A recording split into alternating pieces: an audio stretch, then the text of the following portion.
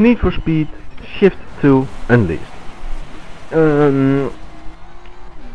It's a single player game, it's a multiplayer game, and it's first person view and third person view. It's a driving game, more of a realistic racer to be honestly, but we'll get back on that later. The story mode, well, you're a new driver who wants to make his own racing career and be the #1 driver. But what do you get for your 60 bucks?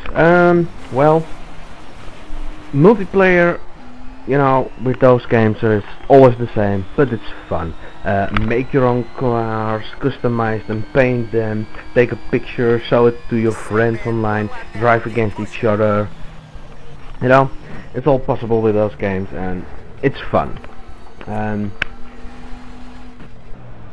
But there's also, of course, the career mode. With career mode, you unlock driving cars, paint, upgrades, and tune possibilities. In the sense of realism in the game, it just depends on the settings that you use.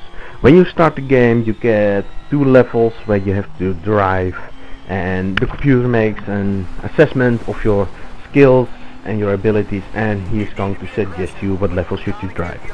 The problem is when you go on easy, you get well, let's give you an example. When you're driving and you want to overtake an opponent and you're nearing a corner, the car slows down by itself because that's what it does on easy mode, and you see number 3 and 4 going past you and overtake you, and you cannot do anything about it.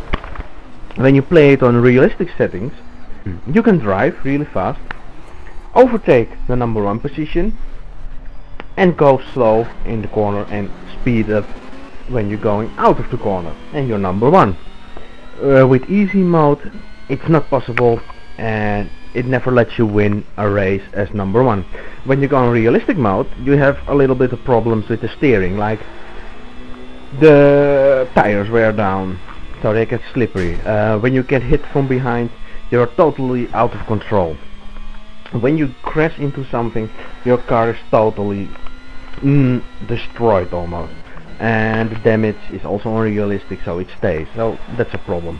And when you're drifting, your tires wear down, and when it's, you know, when they're really used up, you go spinning and slipping around the course like some kind of village idiot, totally out of control.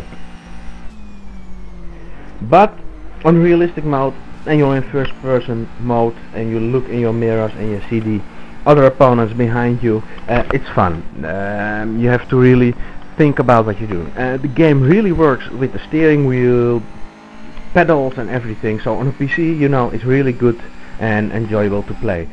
With a controller, it's a little bit more difficult for the feeling that you don't have really a feeling with the controller in your hand.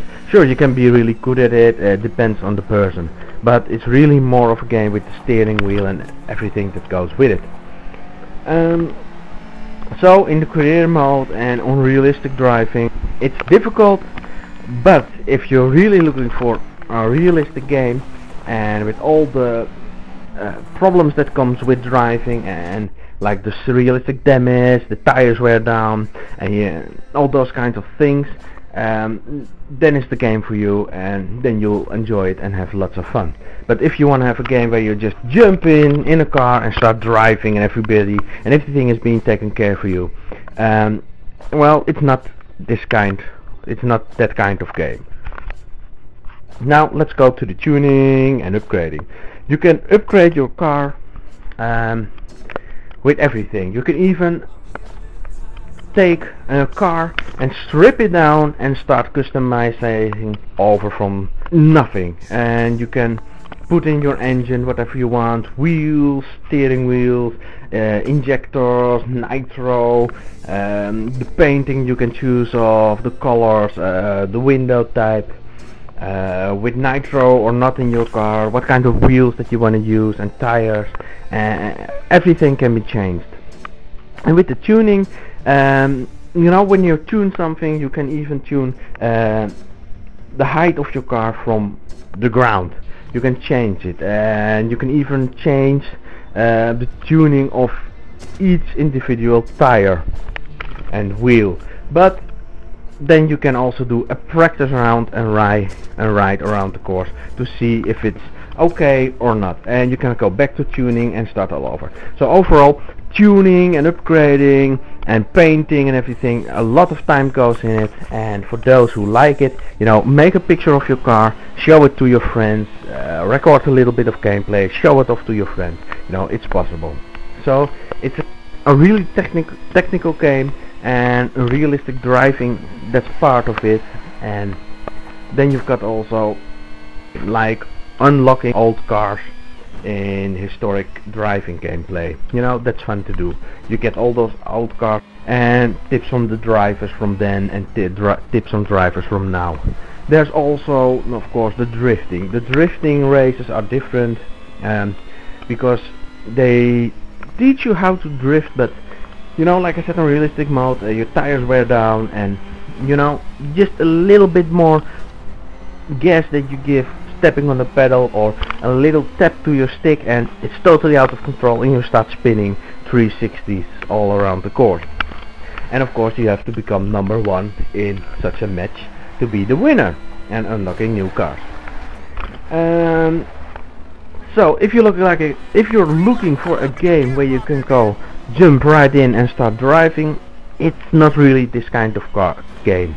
If you're looking for a game where you can tune, upgrade, drive around, show off, take pictures, go online, and you know, let them look at your gameplay and see what you can do and what you've done to your car, and show off your own creations, you know, that's this kind of game. It's technical and tuning, it's difficult, but it's also rewarding for those who like it.